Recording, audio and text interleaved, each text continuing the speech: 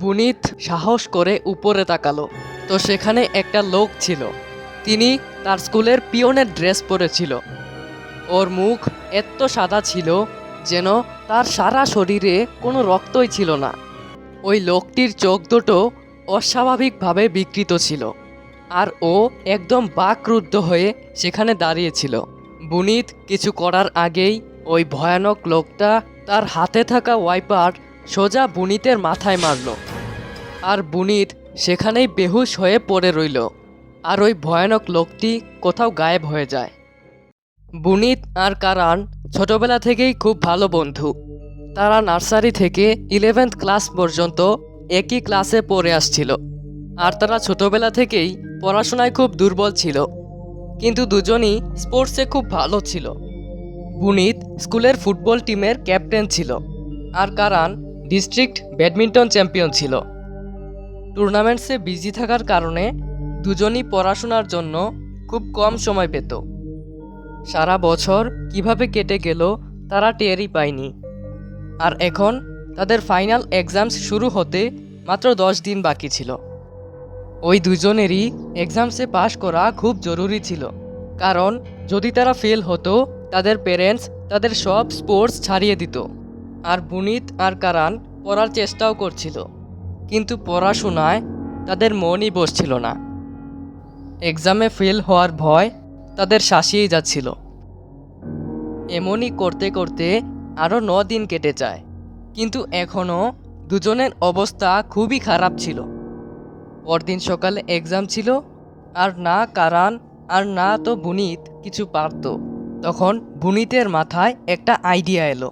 ও কারানকে বলল, ওই আইডিয়াতে অনেক রিস্ক আছে, কিন্তু এখন শুধু একটা উপায় ছিল যা তাদের এক্সামে পাশ করাতে পারত। তাদের স্কুল প্রিন্সিপালের ছেলে যোগেশ বুনিতের খুব ভালো বন্ধু ছিল। ও রাতে যোগেশকে কল করে তার কাছে প্রিন্সিপালের অফিসের চাবি চায়। যোগেশ বন্ধুত্বের খাতিরে তার ঘরের বেলকনি দিয়ে চাবি নিচে ফেলে বুনিত আর কারানকে স্কুলের প্রিন্সিপাল অফিসের চাবি দিয়ে দেয়। বুনিত আর কারানের প্ল্যান একদম সিম্পল ছিল। তারা জানতো এক্সামের একদিন আগেই কোয়েশ্চেন পেপার প্রিন্সিপাল অফিসে চলে আসতো। তাদের শুধু ওই পেপার খুঁজে সেগুলো কপি করে বাসায় আনতে হতো। কিন্তু তারা জানতো না তাদের এই সাদাসিধে প্ল্যান তাদের কতটা ভোগান্তিতে ফেলবে। যেন তেন করে তারা স্কুলের দেয়াল টপকে স্কুলের ভেতরে চলে যায়।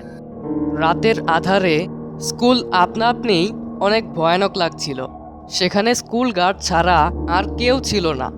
তারা স্কুল গার্ড থেকে লুকিয়ে প্রিন্সিপাল অফিসে পৌঁছায়, আর বুনিত চাবি দিয়ে লক খুলতে লাগলো। ঠিক তখন কারান তার গলায় হালকা ঠান্ডা বাতাস অনুভব করল। ও তার বাম পাশে ঘুরল। তার মনে হলো যেন করিডোরের প্রান্ত থেকে কেউ দাঁড়িয়ে তাদের দেখছে। কারান বুনিতকে বলার জন্য ঘুরে, কিন্তু যখন তারা দুজন সেখানে তাকালো তো ওই করিডোরে কেউ ছিল না। বুনিত কারানের কথাটাকে তুচ্ছ করল, আর অফিসের তালা খুলে দুজন তৎক্ষণাৎ অফিসে ঢুকে পড়ে। ওই দুজন অফিস রুমে কোশ্চেন পেপার খুঁজতে শুরু করলো। তখন তাদের সামনে এমন কিছু হলো যাতে তাদের দুজনের চোখ কপালে উঠে। অফিসে থাকা আলমারির দরজাটা আপনা আপনি খুলে গেল। বুনিত আর কারান ঘাবড়ে গিয়ে একে অপরের দিকে তাকালো, কিন্তু তখন কারানের খেয়াল আলমারিতে রাখা একটা পেপারের উপর পড়ে। কারান ওই পেপার হাতে নিল আর দেখলো এটা কালকের এক্সামেরই কোশ্চেন পেপার ছিল। পেপারটা দেখার এক্সাইটমেন্টে কারান আর বুনিত দুজনই ভুলে যায় যে এখনই কি ঘটেছিল, আর তারা ওই পেপারের কোশ্চেন্স কপি করতে লাগলো। তখনই আচমকা প্রিন্সিপালের দরজায় কেউ নক করলো। দরজায় নক শুনে বুনিত আর কারানের হার্ট তাদের মুখে চলে আসে। তাদের লাগলো হয়তো যোগেশ প্রিন্সিপাল ম্যামকে বলে দিয়েছে, আর উনি তাদের হাতে নাতে ধরতে এখানে চলে এসেছে। তারা দুজন কোনো আওয়াজ না করে প্রিন্সিপাল ডেস্কের নিচে লুকিয়ে পড়ে। দরজায় ধাক্কানোর শব্দ ধীরে ধীরে বেড়েই যাচ্ছিল। বুনিত আর কারান ভয়ে সেখানে লুকিয়ে থাকলো। দেখতে দেখতে ও ওই দরজায় এখন জোরে জোরে পেটাতে লাগলো। মনে হচ্ছিল যেন ওই দরজা এক্ষুনি ভেঙে যাবে। কিন্তু তখনই সব কিছু একদম শান্ত হয়ে যায়। দরজায় ঠক ঠক শব্দ একদম বন্ধ হয়ে গেল। বুনিত ডেস্কের নিচ থেকে উঠে দরজায় নজর দিল, কিন্তু তার চোখের সামনে ওই দরজা ধীরে ধীরে খুলে যাচ্ছিল। ওই দরজা পুরো খুলে গেল, কিন্তু দরজার অপর পাশে কেউ ছিল না। যা কিছুই হচ্ছিল তার সবই বুনিত আর কারানের চিন্তার বাইরে। তারা শুধু এক্সামের কোয়েশ্চেন্স কপি করে সেখান থেকে বেরোতে চাচ্ছিল, কিন্তু তারা এত সহজে সেখান থেকে বেরোতে পারতো না। বুনিত আর কারান ডেস্কের নিচে বসে বসেই কোয়েশ্চেন্স কপি করতে লাগলো। যত বেশি সম্ভব কোয়েশ্চেন্স তারা কপি করে নিল আর ওই রুম থেকে তৎক্ষণাৎ বেরিয়ে যাচ্ছিল।